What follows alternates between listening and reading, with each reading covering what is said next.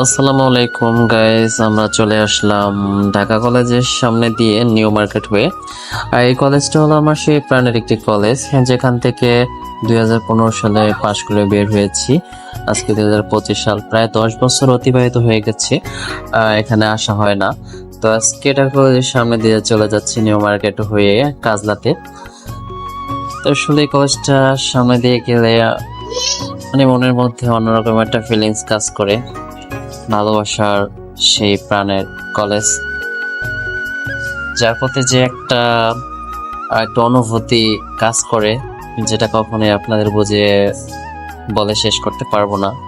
যেমন ছোটবেলার যে কাহিনীগুলো আছে, ছোটবেলার যে স্মৃতিগুলো আছে, সেই স্মৃতিগুলোর মতোই আমার এই কলেজের প্রতি একটা ভালোবাসা, আন্তরিকতা কাজ করে, যেটা সবসময় থাকবে।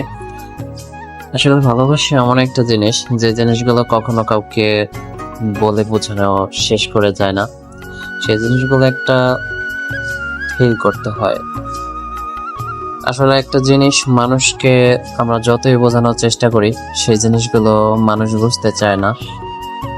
তবুও আমরা অনেক চেষ্টা করি সেই মানুষকে সেই জিনিসগুলো বোঝানোর জন্য। অবশ্য সেই জিনিসগুলো প্রত্যেকটা মানুষেরই বোঝা উচিত।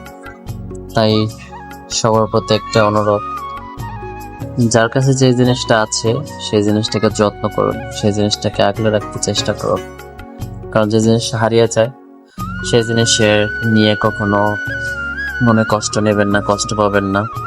তার জন্য কাছে থাকা জিনিসগুলোকে যত্ন করতে শিখুন, আগলে রাখতে শিখুন। কখনো হারিয়ে যখন যাবে, সেই জিনিস হারিয়ে যাওয়ার আগেই সেটাকে পরিচর্যা করুন একটি গাছের মতো, তাহলে দেখবেন আর কষ্ট থাকবে না। আশা করি সবাই বুঝতে পারছেন।